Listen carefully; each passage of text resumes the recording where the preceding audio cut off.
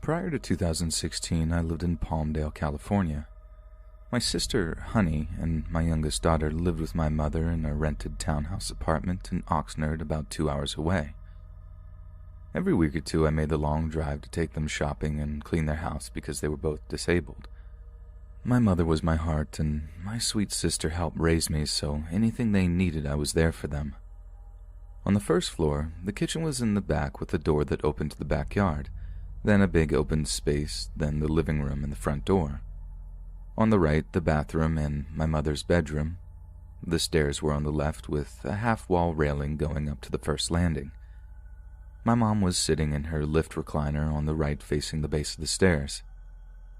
One night we were all sitting in the living room watching a show with the lights on, and my daughter was upstairs in her room. We were laughing at something we saw on TV when I saw something on the stairs. It darted down the steps really fast, peeking up at me, then ducked down behind the railing, followed by a cold chill that entered the living room. My mother commented that it was cold and pulled her robe together. At first, I thought it was my daughter playing tricks on me, but when she didn't pop up, I felt concerned. I said, "Mama, did you see something?" Because she had full sight of anything there, and she responds, "No, dear, I thought I did, but there's nothing there." That's when it hit me, and instinctively I knew what it was and where it came from. I ran up the stairs and burst into my daughter's room. "What did you do?" She looked at me with her eyes wide. She knew exactly what I was referring to and started apologizing. I told her to tell me what she did to bring it into this house. She proceeded to tell me that when her girlfriends were there, they thought it would be fun to summon a spirit. Then they tried to reach the father of one of her friends who passed away about 2 years prior, but she said something else came through, and it scared them, so they stopped, and her friends ran home without even saying goodbye. Well, I was furious. "How dare you play with something you don't understand?" I told her that I knew she was just trying to help a friend, but for heaven's sake, I warned her years ago to never mess around with things she didn't understand and had no control over. I was thinking that not only do I constantly have to worry about my family's health, now I have to worry about this. I asked if she at least closed the door, and she just looked at me with a blank stare. Obviously, she did not. She said they made a Ouija board out of paper, and when they were done, she ripped it up and threw it away. That door had to be closed. We gathered the pieces, and she called her friends. 2 of them were too scared to come back, so we had to perform the closing without them, but in the back of my head, I knew that it didn't work, and it was still there hiding. At that point, there was nothing I could have done, viewing the circumstances at the time. Now fast forward to 2016. I had an opportunity waiting for me in Washington State, so I begged and pleaded for my mother and sister to go with me, but my sister Honey was fanatically scared of change, and although my mother desperately wanted to go with me, she couldn't leave my sister's side. I wish now I was more persistent. So I moved, reluctantly leaving them with my daughter and her now husband to take over their care. Within those 2 years, my eldest sister Honey's health severely declined, and my mother shared with me 8 months after I moved that she was diagnosed with stage 4 cancer. I flew and drove back and forth to be with them, and every time I showed them pretty pictures of my new life and our beautiful green surroundings, asking them to return with me, and every time Honey would say that she was too apprehensive to leave and said no. 2018, they both passed away. My mother from cancer and my sister from an existing illness, taking a big part of my heart and my soul with them. My daughter and her husband moved out, leaving all of my mother and sister's things there. Somebody had to put their stuff in storage, and of course it had to be me. Even though I was the youngest of 6, I felt it was my duty. I drove there with my 2 grandchildren, 8 and 4, because at the time, there was no one available to watch them for that long of a period of time. When we arrived, the place was in shambles. Dirty dishes and moldy food lined the counters and was piled up in the sink, and it looked like soot all over the floor. Mom and Honey's personal belongings were strewn around the house, and in my mother's room, a barricade of trash piled up all the way up to her door. In the middle of the floor in the open space was a full-length mirror that I had never seen before hanging off a wooden ladder. I just stood there and cried. I set up a clean spot in the living room for my grandson to play on his tablet, and my granddaughter wanted to help. As I was bagging things up in the kitchen, I noticed her just standing there staring into the mirror. I didn't think anything of it, but she kept standing there. Then I heard her say to me while not looking away, "Nana, can we get rid of this mirror?"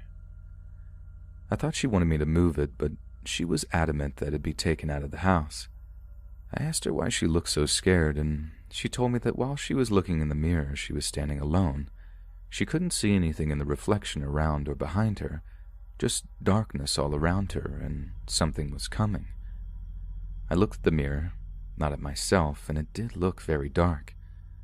Say no more. Not only did I take it outside, I smashed it into little pieces and threw it in the trash can. We decided to sleep in the living room, and it took days to even come close to being done. This was the last night, and we were alone. I just mopped downstairs, so I locked the doors and all the windows in the whole house, and we slept upstairs in the bedroom across from my daughter's old room. We hunkered down on some mattresses on the floor. I always left the light on in the hall. I'm reading a book online. My granddaughter has fallen asleep next to me, and my grandson was on his tablet at the end of the bed. I was getting sleepy, and my grandson started to yawn. He looked up from his tablet, and his eyes got big. Then he ran to the door, shouting, "Spooky!" and slammed it. Running back, he quickly got under the covers and got as close to me as he could, making me feel very uneasy. I could see movement in the hall, dimming the light around and under the door, making swirling strange shapes as if someone were pacing, following by surges of blackness and wisps of cold air coming from the space under the door. That night was long, and I felt on guard until I finally fell asleep, but woke up hours later and had to go to the bathroom, but I was too scared. I was waiting until daybreak, but I couldn't wait any longer. I slowly opened the door, fearing for what was waiting for me on the other side. And there was nothing, but I knew there was, as I could feel it. I tried to be as fast as I could, and I left the bathroom door open so I could hear the kids. And then I ran back, hearing a swoosh behind me. I slammed the door and laid holding the kids until daybreak. I received a call from my sister later that morning. She couldn't understand how we had been able to stay in that house. When I asked her why, she told me that when she was there grabbing some boxes of pictures, she heard noises from my daughter's room upstairs.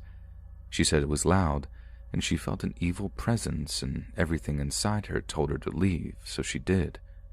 She also told me that my son-in-law, from which I had no knowledge of at the time, was practicing black magic and summoning dark energy in that room.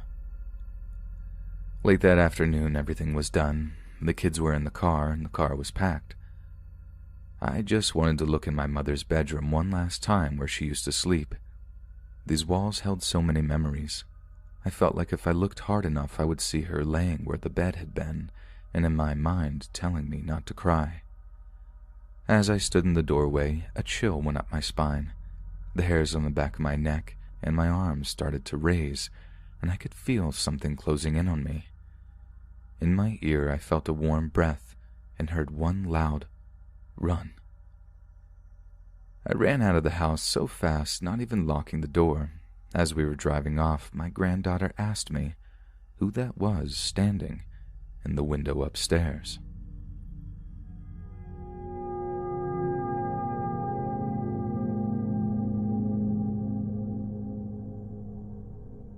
I want to apologize to any one of my family members who might think I am implying that this thing was in any way my sister. My sister was unique, very funny, special, and the most loving person, but she did have a very dark side, and we all knew that. My sister was the eldest of 6, 5 girls and 1 boy. She had a spirit friend at a young age and had quite intelligent conversations with her. My mother even asked her to ask her friend things she never would have known the answer to, and it floored my mother when she gave her friends very mature responses. She told me later that she felt like her friend was there because she needed her at that time. After she grew older, her friend told her it was time for her to go.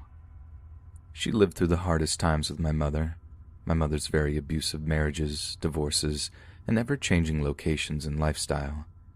In some ways, I think it made my sister feel very protective over my mother, almost borderline obsessive, and doing anything in her power to get my mother's approval, even if it hurt one of us. In some ways, we believe she resented us for taking Mom's attention. I think she resented my brother the most for being the only boy of the family and getting all of the praise that came with that role. It broke my mother's heart when he got married and moved away, so needless to say that my sister wasn't too fond of his wife and made every attempt to distance my mother and his relationship. Then it was our second eldest sister, because she was always getting into trouble for attention growing up and even into adulthood, constantly stressing our mother out. And myself, because I was the baby of the family. My mother and I had a very special bond nobody could break. My sister had always been a little unstable, but there was a shift. Things just changed after the house on Alexandria. I slept with my mother there, and I remember night after night she would sit on the edge of my mother's side of the bed, projecting negativity and expressing delusional problems for things that hadn't even happened until my mother would cry for her to stop. It could have been that something may have attached itself to her there, but I don't know. Fast forward to the end of my sister's life. My mother passed away at the age of 87 from cancer, leaving my sister feeling alone, not wanting to live anymore. She would never take her own life, but she longed to be with our mother in the afterlife so bad. She had been suffering for a long time with her own medical issues while Mom was alive, but now she felt like there was nothing left to fight for, so if she just stopped her treatments, the end would come. We all tried to bring her home with us, but she just wasn't having it. She suffered from paranoia and wanted to stay in that cold, empty place. She would just sit there holding my mom's things, staring off into the distance like she was simply waiting. I was there one night, helping like many nights before, when she asked me to come sit close to her. She said it was very important, so I moved closer. She told me that she was worried. She was at the end of her life, and she felt like she needed my forgiveness.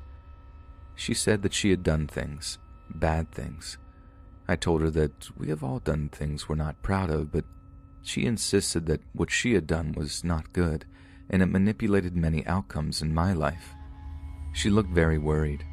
She would not tell me what those things were, but I'm pretty sure I knew, and they did have impact in my life in a negative way.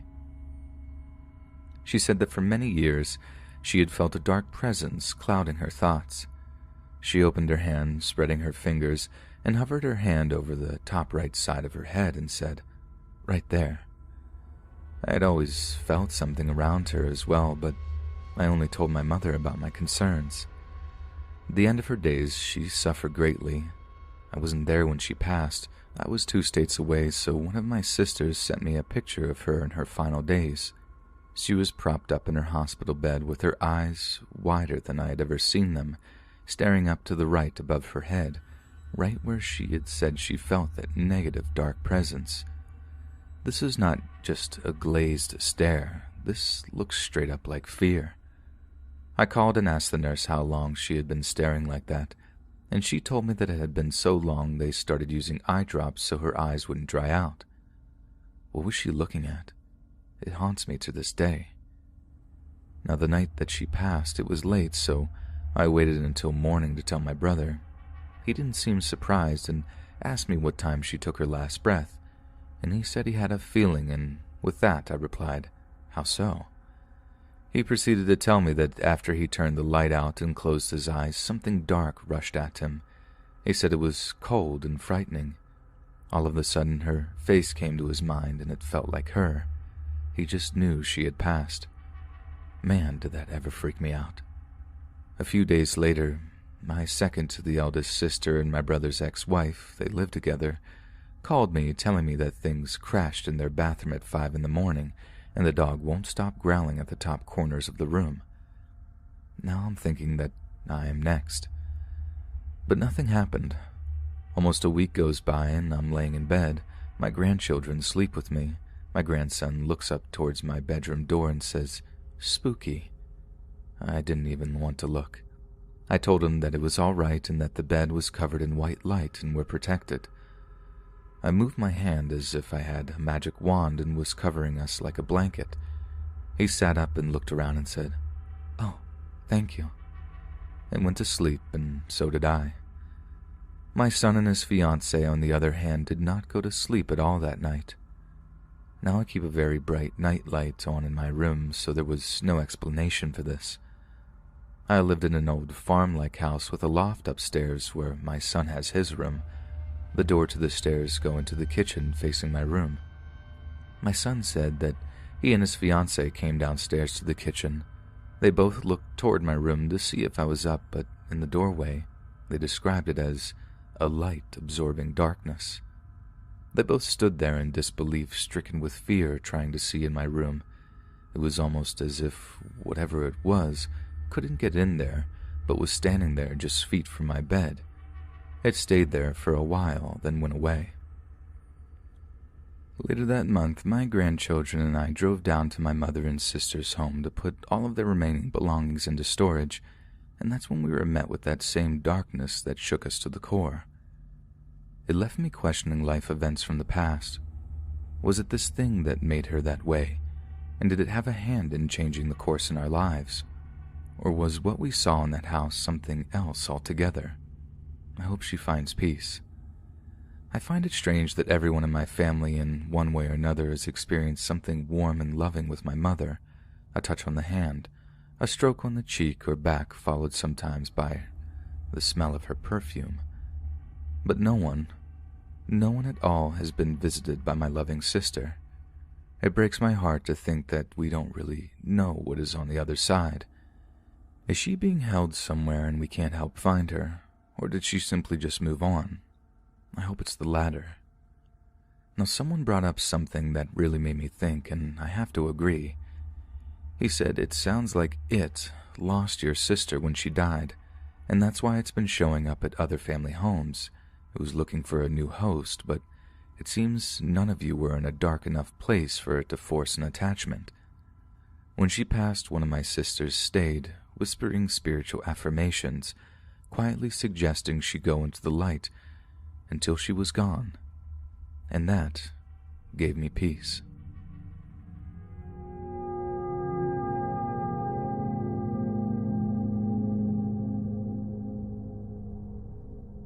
I'm a mail carrier. I know, super interesting, right? Honestly, you'd be surprised at the amount of weird stuff that happens to us. I've had people follow me while I'm delivering and try to get into my delivery vehicle to steal stuff. I've had a customer vomit on my car after she opened a parcel her husband sent her that was meant to go to his mistress. I have delivered some pretty questionable things that fell out of their flimsy packaging. I have seen people getting intimate near my more secluded boxes, and they didn't stop for me. This is the kind of stuff that typically happens to us contract carriers. For those who don't know, contract carriers are mail carriers who buy a contract for a mail route that is typically in a rural area that, from what I understand, the fancy mail jeeps cannot traverse. So we use our own vehicles to deliver the mail, and we are paid monthly based on what type of route, how long the route takes on a day-to-day basis, and what the post office deems as fair. Technically, we are self-employed, but still have to abide by the rules of the post office, and we still have to become certified to even touch the mail. But of course, being in the areas that we are in most of the time, that kind of weird stuff I mentioned above happens all the time. Those things happened to me when I was a sub, someone who works for a contract holder but does not own the route in any way. I was paid by the person who owns the route out of their own pocket money. Now, however, I am the somewhat disgruntled owner of a 10-year route contract for the first time. I've owned the contract for about 7 months. It's a pretty easy gig. The route itself takes about 2.5 hours to case, sort the mail for delivery, and another good 3 to 4 hours to deliver on a good day, 5 to 6 on super heavy days. I'm not looking forward to how the holidays fare on this route. Thing is, before I got the contract, I had no idea what I was bidding on. The way someone gets a contract is that they bid for it. The person bidding will give a monthly salary amount that they feel would be fair-ish for the route in question. The post office and bid holders then decide which amount is the most accurate, in their oh-so-wise opinion, for the route, and they give it to whoever has that amount. I was lucky enough to get it, so I get pretty good pay that I technically chose for myself. All I knew of the route was that it went down into the valley. I live in a very small desert city with some very wide outlying mini communities. These outlying areas are where the majority of our office's contract routes deliver to. My route goes 25 miles out of town to a lot of small ranching properties in the closer areas, and to some pretty scattered random loner properties in the farthest areas. There are a lot of hills and dirt roads where I go. It's very easy to get lost out there if you don't know where you're going. There's one area in particular that goes through a small forest nestled between a random outcropping of hills heading out onto the state highway. It's not like an evergreen forest or anything. That's just the closest definition I can give. They're not really trees so much as gigantic bushes that nestled together very closely on either side of the road. That is towards the end of the route, but it takes up a good chunk of my customer addresses. When I was training, the previous owner of the route, I'll call him Jim, gave me a rundown of the people who live on the route. There are a lot of ranch owners, of course, and they're the ones who get the most parcels. This isn't surprising to me since they're the richest people out there. We, of course, call that section the ranches. There are the elderly retirees that live at a tiny retirement community set up by the city out there. It's pretty spread out, like a teeny tiny little town of their own. That's the area with the second most amount of parcels. Lots of random buying and sometimes gifts from relatives. We call that area the retirement homes. These are the customers I talk to the most. There's the outskirters, as Jim called them. These are the people who live so far off the grid that most of the time we don't deliver packages to them. As a general rule, we are not allowed to deliver boxes to a house if it is more than 3 miles from the mailbox. Most of them live about 5 or 6 miles from the boxes. Their boxes are in long lines, or clusters as we call them, on the side of the road. As a courtesy to these customers, I ask them to give me their phone numbers so I can call them if they have a parcel, and they meet me at the box. Most of them don't mind, and I'm grateful to them, because a lot of the roads are treacherous. I once tried to be nice and deliver a box to one of them and got stuck, unable to move my car for almost 4 hours as I lost service. Eventually they found me, and that's when they gave me their number at last. They don't get many boxes, though, in that part of the route. Then there's what Jim called the ghost town. It's not really a town per se, but more of the secluded homes like the previous area. But these guys are closer to the road, and they're the ones who live in the forest I mentioned above. He called it the ghost town for a good reason. These people are either never home, as most of them are snowbirds, or the ones who are very creepy. And there are a few homes out there that are usually vacant, more snowbirds, that have a lot going on. For the stories I'm about to tell you, there are 3 homes involved. 2 of them are in the ghost town. The other one takes place in the outskirts area. The last one is the worst, so I'm saving it for last. There's more, honestly, but these are by far the most interesting as far as history and the stuff that's happened. I'm telling them in order of intensity. By that, I mean I start with the tamest and move up as they get a bit more intense, whether by their history or what happens there. I'll give each house a name here since I pretty much do at work anyway. It's how I remember their addresses without really having to think about it. Real names have been changed for my customers' privacy. Number 1. The Bailey Cluster. The Bailey Cluster is a grouping of homes in the ghost town that belongs to a single family with the name of Bailey. The mailboxes are all nestled together on the side of the road against some of those large bushes in the forest. Just before the mailboxes, there are 4 total, is a small dirt road that leads up to their property. The whole road has to be about 4 feet across. That's how it feels because when you're driving up, the bushes on either side will scrape the side of the car. I've gotten more than a few scratches because of them. I've asked them to trim down the bushes, but they never do, so I just gave up. When you get to the property, you're met with a large 6-foot-tall, rusted iron gate with the name Bailey fashioned out of bent-up horseshoes and pipes welded to the top of it. As a general rule, if a gate is shut, we are never encouraged to try and open it to drive in. We aren't really supposed to walk in if it's shut either unless the customer has told us it's okay. For the Baileys, I get out and walk their parcels through the gate and up to the first house, which isn't far from the gate. I have to state now I've never once met these people in person. I've spoken to them on the phone and I've been on their property, but I have never once seen hide nor hair of any of them. There are a total of 10 people at the address, and their mail is split up as if their homes are in like a trailer park. For example, one of them gets their mail at 1111 Ghost Town Road, Mobile number 1, Little Desert Town, State 88888, and the other will get it at Mobile number 2, number 3, or number 4. There are 4 people in number 1, 2 in number 2, 1 person number 3, and the others are all in number 4. Every time I bring them a parcel, I leave it at the first house. Once you walk through their gate, you have to walk uphill a bit. You can see the teal-green roof of the first house peeking up over the hill as you walk, and when you get closer, it becomes apparent why the place is so unsettling. Clowns. These people love clowns.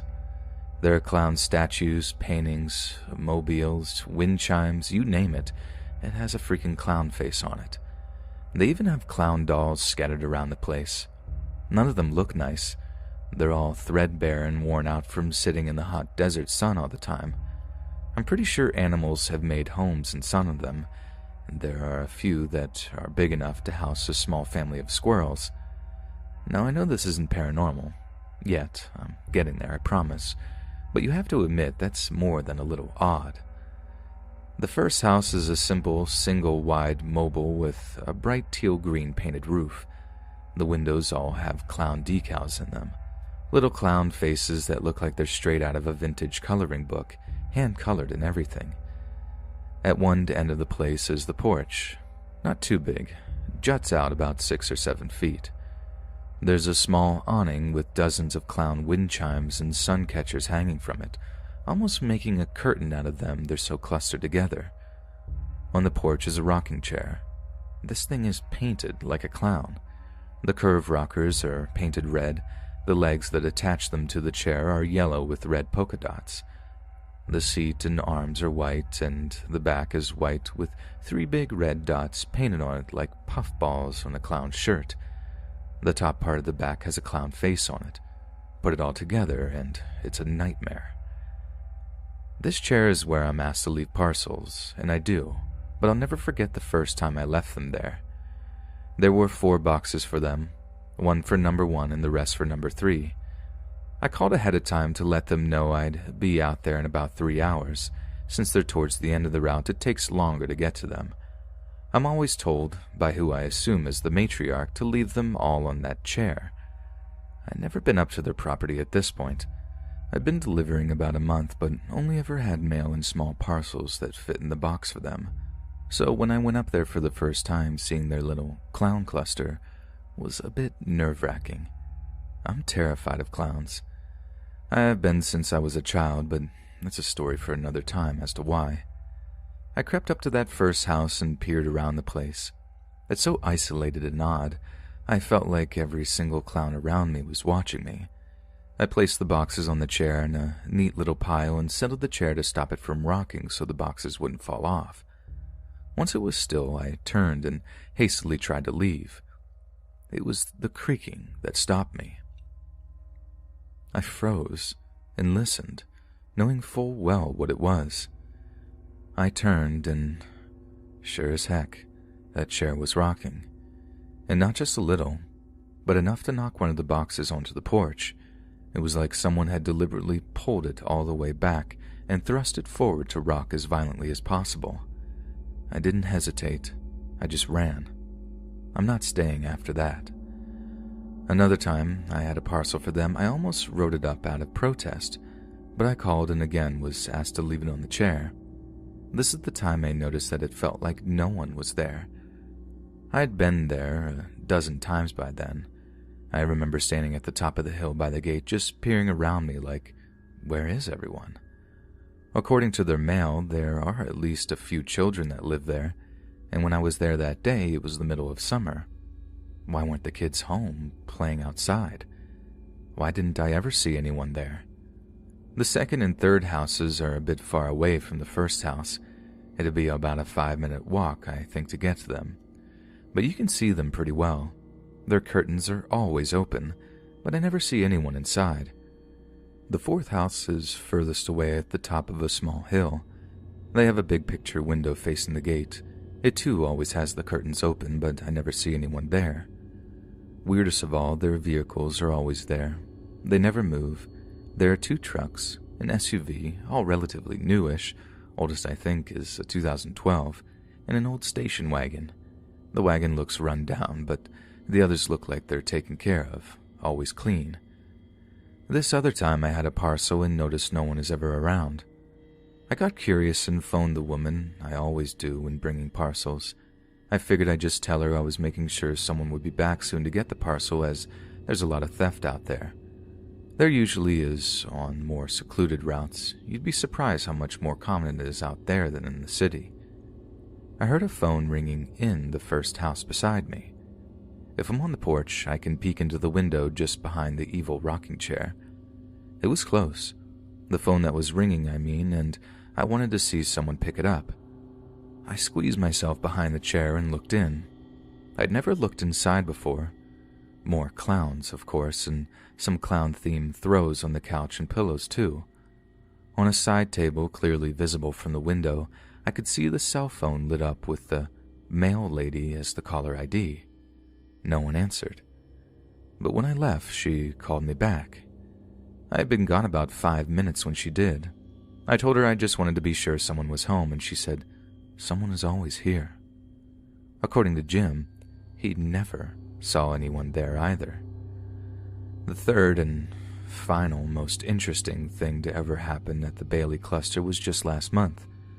I got a very large box for them, one I needed a dolly for. I called before I even left the post office to let them know, and the lady I always speak to told me she'd have her oldest son help me. I thought, finally I'll get to meet one of them. This ought to be good, right? Well, I get there.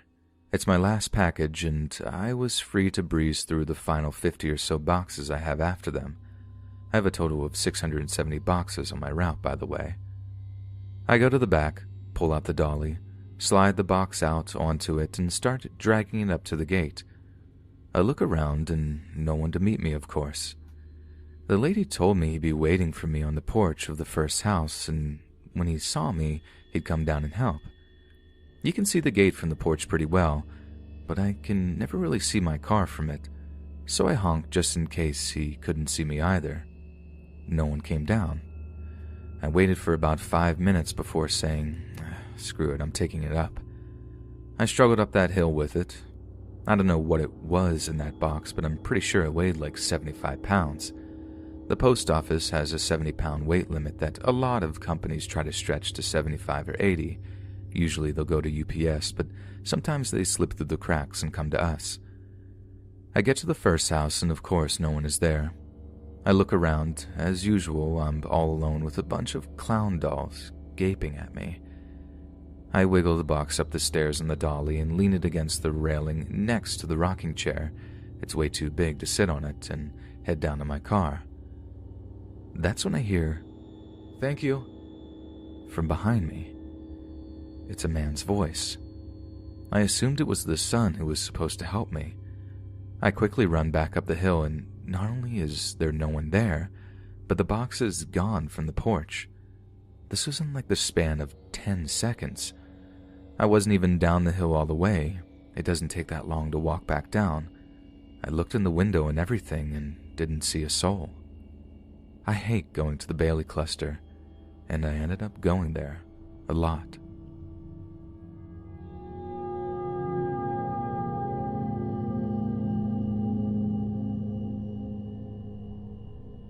Number 2. The Blood House. This place is the one that gives me the most creeps. While I was training, Jim told me about this place. This is another snowbird place where the people only live there between October and March. They were there when I started, and they came back at the beginning of this month.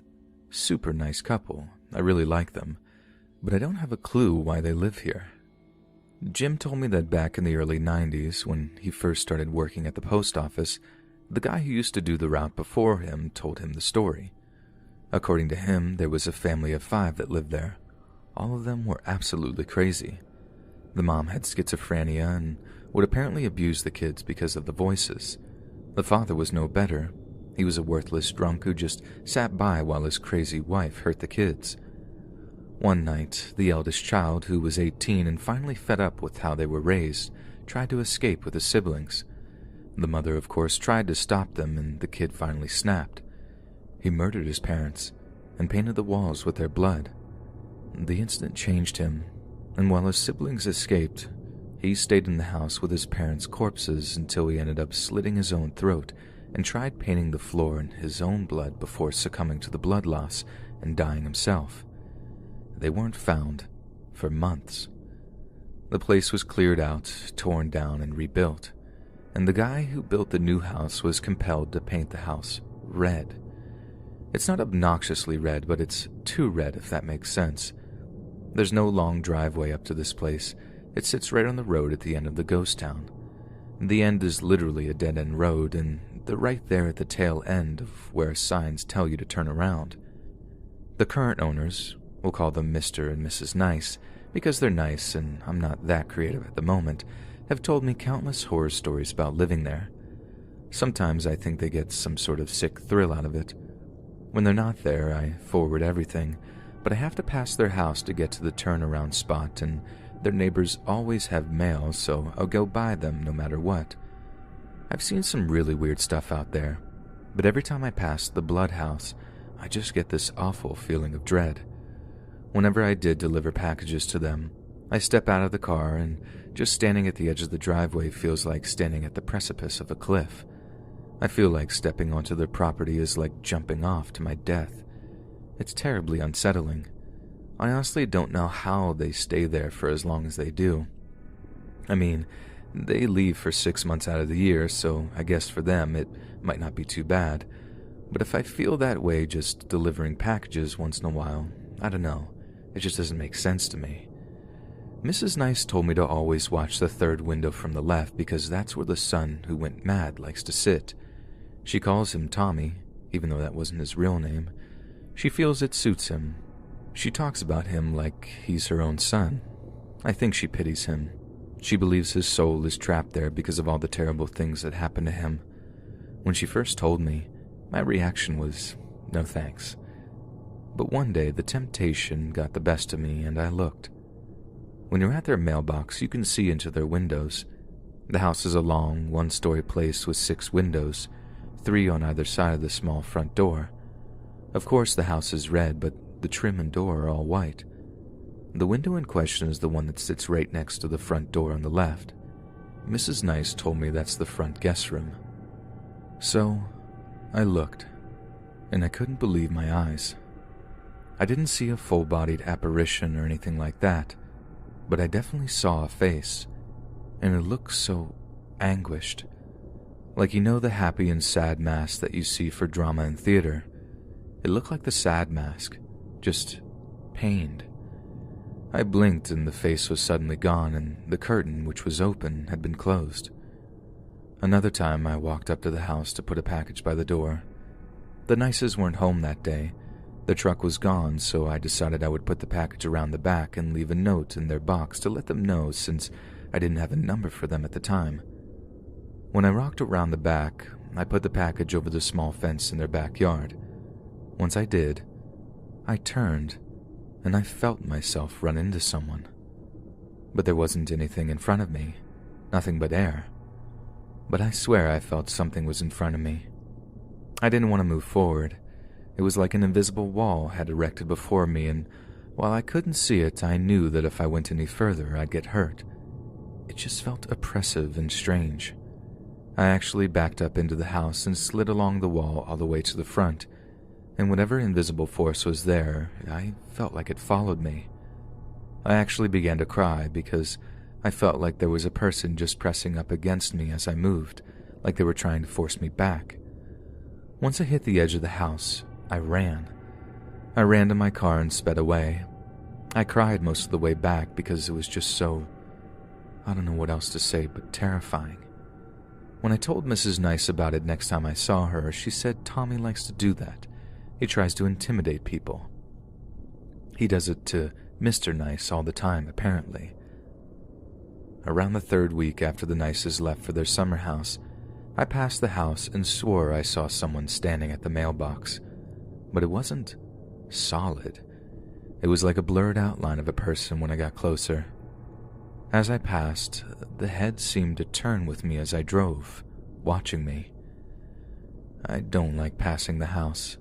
I'm glad they're back for the winter. It makes me feel a bit more at ease to know they're there, but I still don't like the idea of delivering packages to them. I do not want to be anywhere near Tommy.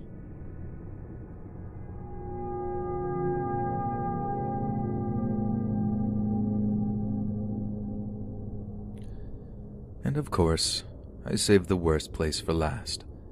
Number 3, the Hills Have Eyes house. I hate this house. This is the one that isn't in the ghost town. This is in the section before it, the outskirters. These are the homes that are so scattered we usually won't bring parcels out for them because they're so far away.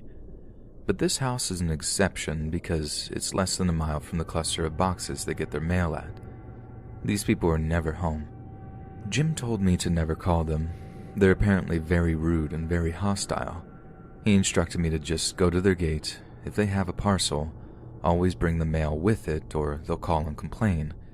Leave the parcel in the basket that hangs on their fence with their mail in a rubber band and leave. He said to never linger there. He told me that if I did, they'd get hostile. I do as I'm told, but thankfully they've almost never been home. But something is.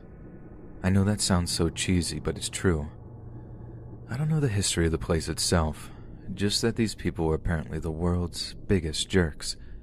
2 men live there, brothers from what Jim told me. They run a small chicken farm and bring their eggs to the feed store in town to sell all the time. It's not uncommon to see their chickens roaming around on the road leading up to the house. The road itself is barely a road. It's more like a bumpy little walking trail, but it's the only way to get there. And I know I've said it already, but God, I hate going there. I call it the Hills Have Eyes house because it's settled between 2 large hills, and from far away, the hills look like eyes and the house looks like a mouth. That, and the way this place looks, it looks like something out of the movie The Hills Have Eyes. There's butchering equipment everywhere.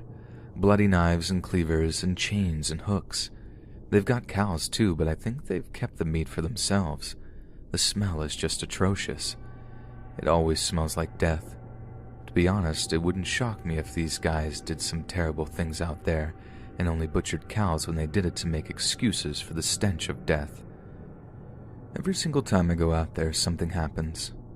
I've been out there 6 times to deliver parcels, so I will recount each incident. The first time was about 3 months after I started delivering. I did as I was told, wrapped the mail in a rubber band and headed out to the house. Takes a good 3 or 4 minutes. It's around a bend, and that's when you see the other 2 hills that the house sits between. The main house has a fence around it with a gate, but the whole property has an outer fence with no gate that I go through. Once you're up against the gate, the whole place looks a lot smaller than it is because it's full of junk. All the butchering stuff, random metal sculptures, a bunch of worn-out furniture, garbage, a few cow skulls here and there, and then the house itself. The house is just a small trailer that's been cemented into the ground, so it's no longer mobile. A makeshift ramp porch thing sits against the door and leads to a side gate. This is where the basket for packages is. All around this gated area are coops and other fenced areas for the animals. It's smelly and weird and creepy all around there. I just tossed the box and mail into the basket and turned to leave. I didn't want to stay at all. When I got into the car, I looked in my rearview mirror and swear I saw a man standing behind my car. But when I poked my head out to ask him to move, there was no one there. Of course, I didn't stay another second. The second incident was closer to the evening. It was another super heavy day and I did not want to go out there. As I was approaching, I saw something standing at the window of the house. I assumed it was one of them trying to see who was coming. I have car magnets on my car that all say USPS on them so people know who I am. I figured he'd see them and be more at ease knowing a package was coming and not some random weirdo. But as I approach, the figure in the window seemed to distort and eventually vanish entirely. I did not want to get out of the car. I just wanted to stay there and toss the parcel and mail out the window. After working up the courage, I sped from the car to the basket, back, and I went to leave. As I was getting into the car, I heard this loud, raucous laughter. It sounded like it was right next to my car, like someone was standing beside me and just bellowing laughter. I prayed I wouldn't have to come back for a while. 2 months later, I had to go back with 4 big boxes for them. This time, it was a pretty light day.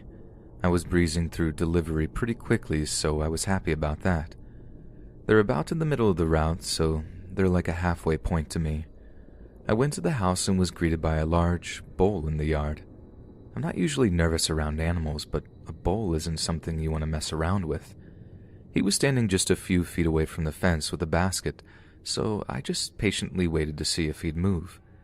I didn't want to honk, lest the angry idiot who lived there just happened to be home and come out to yell at me or something. I didn't want to shoo him because honestly, I didn't think it'd work. All of a sudden, this bull just moves and freaks out, thrashing about like someone was riding him. He came dangerously close to my car before running off into an area where the fences are.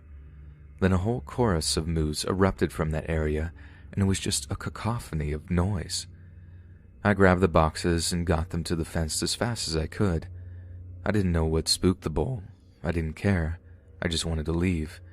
I didn't see anything this time, but I was afraid of the bull coming back and tearing at my car or even goring me in the process. The 4th incident is honestly not the worst, but still unsettling. I had never had packages so small that it fit in the box for them. Honestly, I almost said screw it and shoved it in the mailbox. I should have, but I didn't want them to call and complain. They hadn't on me thus far, and I wanted to keep it that way, so I reluctantly headed to the house with a package in their mail. When I got there, a single dead chicken was hanging from the awning above the porch. Weird, but honestly it wasn't surprising. Not as surprising as the giant dressed cow hanging from the pole on the other side of the yard. I didn't notice that until I was putting the package in the basket. It's obscured by a tree when driving up to the place. As I'm walking back to the car, the chicken and the cow both start to suddenly swing. It's not windy, and even if it was, one of these things is a freaking cow. I don't think a light breeze is going to push a cow. They're swinging back and forth almost in tandem, and I just went, nope, and left. I wasn't going to stay for the rest of that show. The 5th time was 2 weeks ago. It had been quite a while since I went out there, and I had vainly hoped that I wouldn't have to go back for longer, but, oh well. The holidays are starting. Everyone is getting stuff. I get out there with 3 boxes, and for the first time, I see a living, breathing person in the window. Jim told me one of the brothers was in a wheelchair. This was that brother. He was bald with a weird tribal tattoo across where I believe his hairline used to be, just sitting in the window staring at me. I waved out of curiosity, and of course he didn't wave back. First time either of us had ever laid eyes on one another, but I don't know what I expected him to do. Smile and wave back? Well, I knew well that these guys didn't have a happy bone in their body. I noticed as I put the parcels in the basket that he wasn't looking at me, but something behind me. I looked and I saw someone walking behind one of the chicken coops.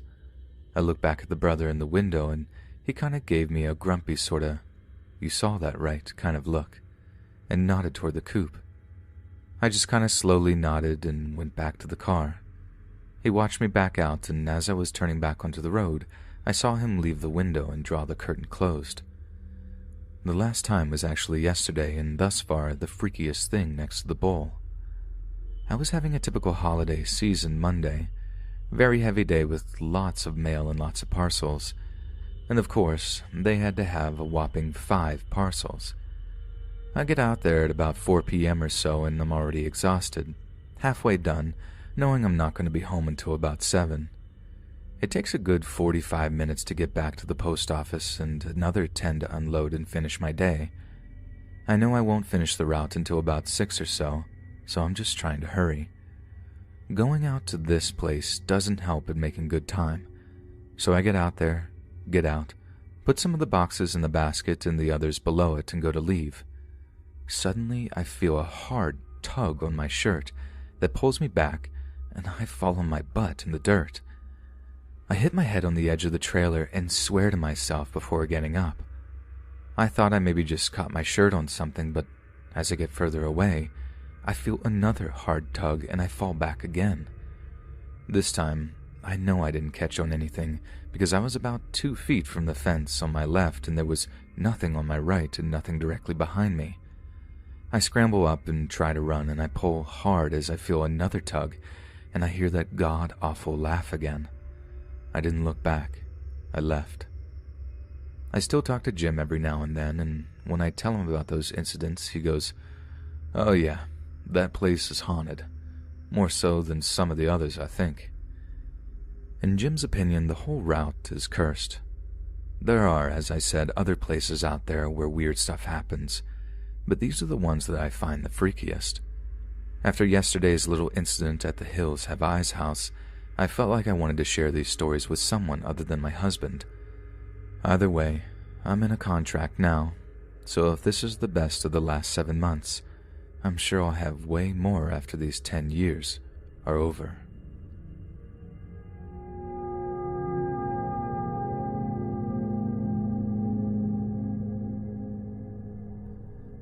The following story took place while I attended an all-male military boarding school in 2004. At age 14, my parents sent me to a military school in Virginia for bad behavior. Cadets stayed at the school throughout the school year except for a few weekends and holiday leaves. The school opened in 1898. Many buildings on the campus have been around for over 100 years, like the barracks I slept in, though several buildings throughout the years have burned down, like once such occurrence when an accidental fire burnt down the Delta Company barracks in 1924. The academic building was built around 1915. It was 2 stories tall, with the second floor being full of classrooms. But my experience took place on the first floor, which featured a handful of offices for facility officers, a computer lab, and a large room that had 2 large swinging doors that opened into a study hall meant to accommodate roughly 75 students at any given time. One aspect of my new life as a cadet was called guard duty. Every day, 3 cadets were randomly selected to be on guard duty. Guards had to wake up an hour earlier than everyone else at 5 a.m. You'd wake up, get dressed in uniform, and meet the other 2 guards at the academic hall. Once the guards got to the building, they were supposed to do a walkthrough on both floors to make sure nothing was out of place and check that nobody was inside. After the walkthrough, you'd sit by the phone in the first floor hallway and take calls for anyone happening to call in. I had been at the boarding school for a few months when I was assigned to my first guard duty. The next morning I woke up early and got dressed as quietly as possible to avoid waking my roommate. It was pouring outside, so I put my rain jacket on top of my uniform and walked through the dark to the academic building. Usually guards would meet up outside the building, but since it was raining hard, I decided to go inside by myself. I waited inside the dark building for the other guards to show up. After about 10 minutes, I started to get worried because they still had not shown up, and I was concerned that a facility officer might come early and see that I had not done my job. So I walked up the stairs and checked every classroom and the creepy bathroom that looked like it hadn't been updated since the 1940s. Nothing was out of place, so I made my way downstairs to check the offices, study hall, and other rooms. I thoroughly opened every door and walked through every room. Once again, nothing was out of place and no one was inside. Everything seemed in good order in the dark building, so I sat down in the hallway next to the phone. After a few minutes, I felt the weirdest sensation. The building had begun to shake softly. I could feel the vibrations in my body and see the small table next to me shake ever so much. I sat there completely frightened by whatever was occurring in front of my eyes. The rumbling abruptly stopped a few moments later, and I took a big sigh of relief. But then I started hearing noises from the study hall room, the doors to which were only 10 feet away from me. It started off barely legible, and I couldn't tell what I was hearing from the room, though it seemed like it was getting louder, and soon I started to hear what sounded like whispering. It kept getting louder and louder until I could hear what sounded like dozens and dozens of voices inside the room. After a few moments, I could hear what they were saying, but it was as if many conversations were taking place all at once in a chaotic sense. I could hear laughter and comments like, "Pass me the answer to the math homework." This was a room that I'd just been in a short while ago, and there was no other entrance into it other than the swinging doors I was sitting near. It had been completely empty short of all the desks and other items throughout the room, but now I was hearing what I can only describe as a room full of voices. I sat there paralyzed with fear while hearing all of this. Then I began to also hear a tapping noise coming from the room. It sounded almost as if though someone was hitting a ruler against the desk. The tapping sound began to move around the room while all the other voices continued. Suddenly the tapping stopped. But what was so much worse, I heard something scream, "Sit down and shut up, it's study time." It was incredibly loud and unmistakable, like an instructor was in there screaming at a room full of cadets. As soon as whomever or whatever finished screaming, the study hall felt completely silent. I sat in my chair wanting to bolt out of the building, but I was too scared to move. Plus, I'd have to pass by the doorway to the study hall to get out of the building. My heart was pounding in my chest and I was breathing incredibly hard. I was terrified that whatever was in that room would realize that I was there. Then the building softly began to shake again, almost as if whatever was taking place was coming to an end. A few minutes passed as I sat there in my chair in silence. I couldn't hear anything anymore coming from the study hall, and I began to feel slightly better about circumstances, though I still had not built up the nerves to make a run for it. But then the building started to shake again, and I could hear the ruler tapping noise starting up again in the room. This time it was clear that it was making its way to the door that led to me. It was moving fast and growing louder. It had almost gotten to the swinging doors. I sprang up. Without thinking, my survival instincts kicked in and I sprinted out of the building as fast as I've ever run before. Now outside, I made my way through the dark back to my barracks. Just as I was getting near the barracks, one of the guards was sleepily walking out of the barracks. The other students were all still fast asleep. I calmed my nerves and walked up to him. He hadn't seen me running in the rain, and for some reason I didn't tell him what I had experienced. I walked with him back to the academic building as he explained how he had overslept. We walked inside and he made a beeline to the study hall room, opened the swinging doors, walked in, and tossed his backpack onto his assigned desk. I followed him inside, apprehensively. The room was still empty.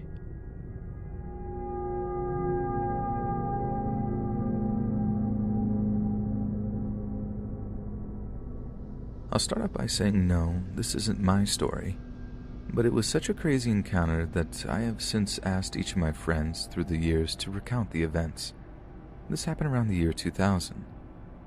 About a year after this took place, I started dating one of these friends, and that's when I first heard about this dog-wolf story. I have since asked each friend over the years and miles apart, and they all remember the same encounter. Before my ex was even my boyfriend, let's call him Jay, he and our other friends were about 17 to 18 years old. At that age, I remember it being an adventure to find a place to smoke. Let's hike to X and puff. The good old days, when we got away from parents and planned a day around smoking. It was Jay and his best friend B and their girlfriends S and M. The four of them decided to drive to Mount Pisgah, a beautiful wooded area outside of Eugene, Oregon. It's more of a hill, but it's nature in its prime for sure. I've been out there many times growing up, and I know exactly what trail they were on, the main one that connects the parking lot to the river. They had driven in B's little white sedan, parked in the parking lot, and then walked to the river. On the way to the river from the lot, there is a very small bridge that crosses a small creek. The group spent the day out there, swimming and puffing and swimming, just being typical Oregonian teens. I can imagine that hunger is what drove them to go home after a few hours as the sun began to set. Either activity alone is bound to get someone hungry, let alone both. So they walked along the well-worn main dirt path to the parking lot. This path has since been paved, according to Google Maps. It doesn't take but 20 minutes or so for them to get back to the little footbridge by the parking lot that they had crossed when they hiked in. When they reached this small footbridge near the parking lot, B looked out into the vast field between them and the wooded mountain and noticed a huge dog near the tree line, about 100 yards away. They all later described it as the biggest dog they'd ever seen. The dog was just sitting there, not looking scary, just looking like a humongous friendly dog. It was starting to get dark, but M and J's descriptions and the drawing she did for me later in 2005, it was very shaggy and furry. I may even still have that notebook where she drew the dog thing. I'll have to find it and post it. My friends continued to walk across this small wooden bridge, and one of the girls screamed.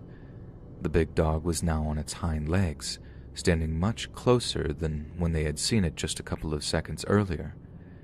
It had traversed most of the large field in the seconds it took them to get across this 10-foot-long bridge.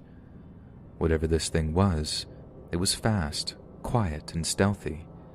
My 4 friends ran to the car, and they had the classic cliche, I can't get the key in because B was fumbling madly for the keys. At this point, the dog was standing on its legs at the very edge of the parking lot, looking at them. Still had the dog face, still had the dog body, standing up. They never saw it walking on all 4 or just 2.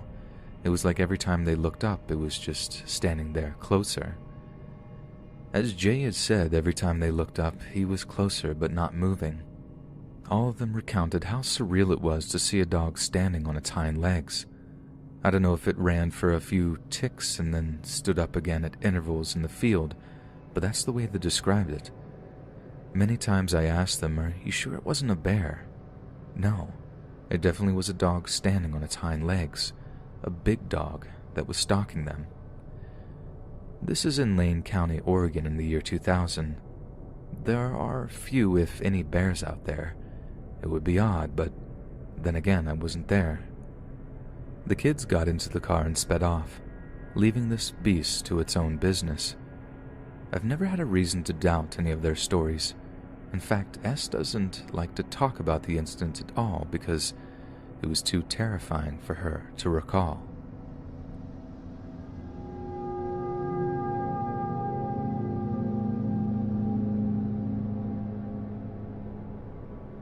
I've been hesitant on posting any story mainly due to the fact that I don't want anyone ever thinking that I or the person the story is about is crazy. Although saying this actually happened sounds very cliche, but I can assure you the following stories are true.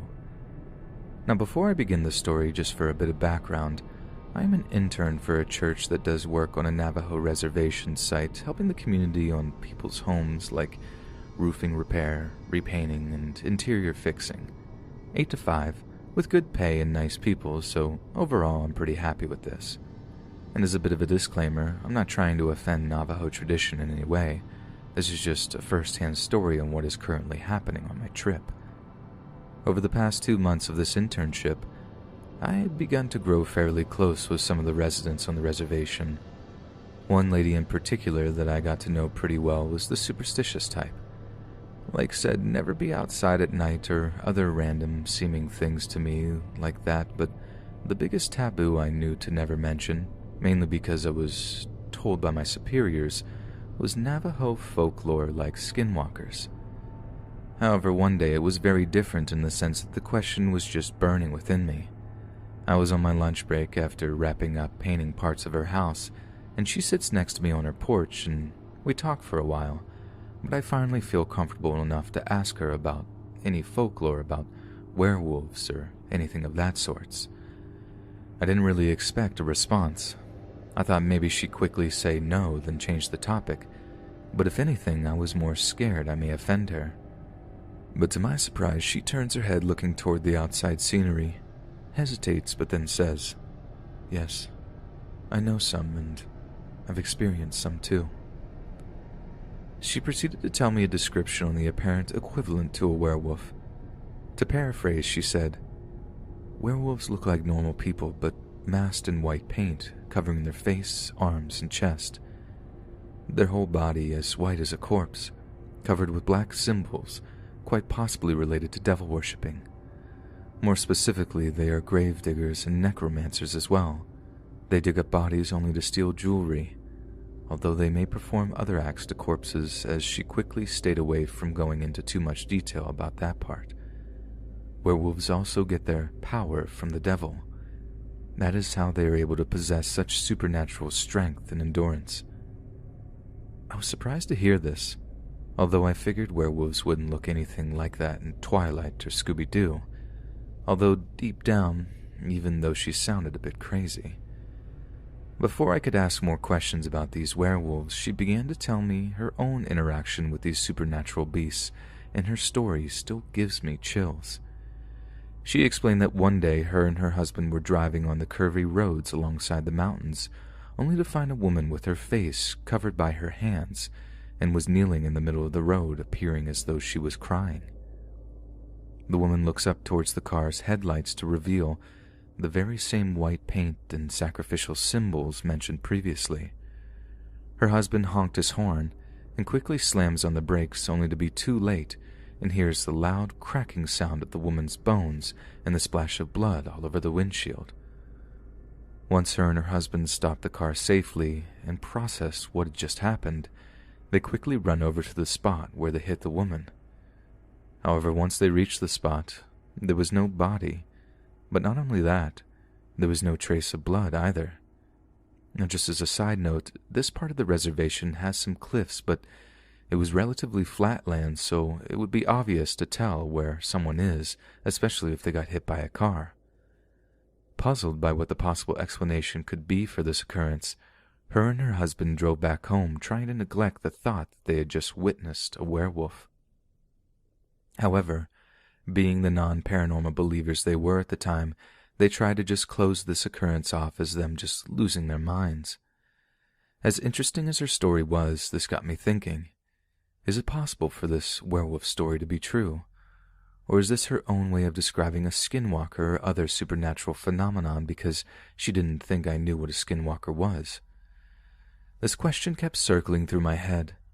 So as you could expect, the following nights made it harder for me to sleep comfortably, and because of that, during the workdays I would feel more and more mentally drained, almost paranoid.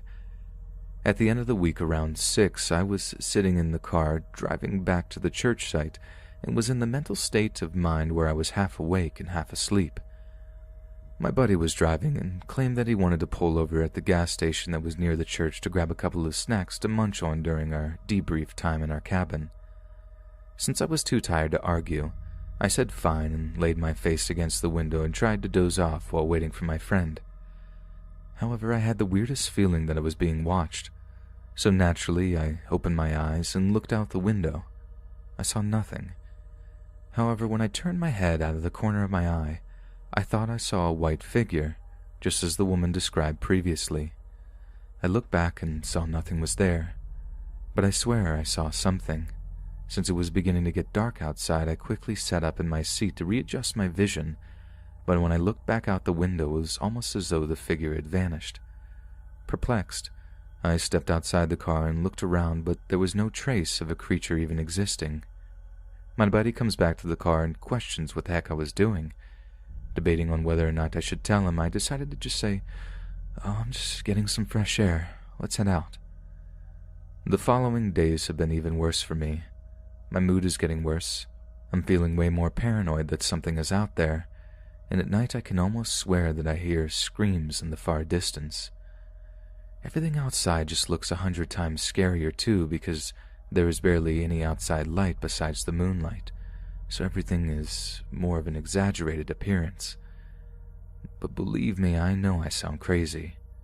But the worst part is that if I tell anyone, they'll think I'm crazy too. So I have been debating whether or not I actually saw the werewolf that the lady described, or if it was just my tired eyes playing tricks on me. I hope someone can find some sort of answer to this werewolf mystery. Also, if you have any similar paranormal stories like this, please share. I'm trying my best to become more aware about the paranormal. If I find anything, I'll give my future updates about any more encounters or odd discoveries.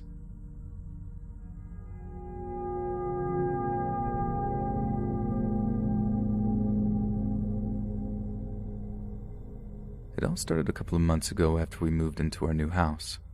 To get some more details in, I live with my stepfather, my little brother, and our dog Cosmo. We moved into an old house that is on a little gravel road with 3 other houses. There was a road on one side of the house and miles of wood on the other side. When I say it was an old house, I mean it was old from the 1800s, and you can hear when someone walks around or opens a door. I can't remember the exact date, but I can remember the time. It was 2 a.m. I was up watching anime. I was home alone with my little brother and my dog, and they were sleeping upstairs, and they hadn't moved, and if they had, I could have heard it. Suddenly I go to the bathroom and I was going towards my door when I hear someone running in the living room on the other side of the door. It shocked me, so I stopped, and I tried not to react or scream as it kept going back and forth. I say it because it didn't run normally. It sounded like someone was running on all 4s, but it still was weird. It kept going for hours, day in and day out for weeks, and I felt like it wouldn't stop, but one night was different. I couldn't hear it running around at all. There were no sounds coming from the living room. It took me all my energy to go into the living room, and when I did, I heard the running again, but this time it came right for me and stopped right in front of me. I froze. I have been really sensitive about the paranormal, and I have tried some things, but I have a way of feeling them, and that's with my feet. If someone was on the same floor as me, I can feel their feet. I know it sounds strange, but with this thing I could feel its feet and hands on the floor right in front of me because I froze, and this time I could feel its eyes, and that has never happened to me before. After I felt its eyes gazing into me, I passed out. That was in 2016, and I still hear, feel, and see it. Along the years I have gotten used to it, and I have seen it a lot of times. It's hard to describe, but I'll try. It's in a permanent bridge, like the move that a girl learns in gym class, but his feet and hands are turned towards me, and his head is turned to the side, and he doesn't have a jaw. I get this weird chill every time he is close. He's all black like a shadow. Yes, I've said him instead of it, but that's because that's what he feels like, a male presence. I have lived with him for a long time now, and I'm the only one that can see or feel him. I even had a clairvoyant to come and see if she could help me, but she couldn't feel him either. He doesn't do anything else other than running around on the other side of my door, always in the room that is beside my door, which is always the living room. I'm not scared of him. He doesn't say anything, and he only attacks me in my dreams. The only thing that he does while I'm awake is that every time he is close to me, I just want to scream and feel like I'm about to shake. I don't know what he is or what he wants, but he will not leave me alone. If anyone can say what he is, then please tell me so I can see if I can get some peace. Hey friends, thanks for listening. Be sure to subscribe and click that notification bell to be alerted of all future narrations. If you got a story, be sure to submit them to my subreddit, r/Let's Read Official, and give and receive feedback from the community, and maybe even hear your story featured on the next video. And join my Discord to interact with me and other listeners directly. And if you want to support me even more, grab early access to all future narrations for just $1 a month on Patreon, and maybe even pick up some Let's Read merch on Spreadshirt. And check out the Let's Read podcast, where you can hear all these stories in long compilation form and save huge on data, located anywhere you listen to podcasts. Links in the bio. Thanks so much, friends, and I'll see you again soon.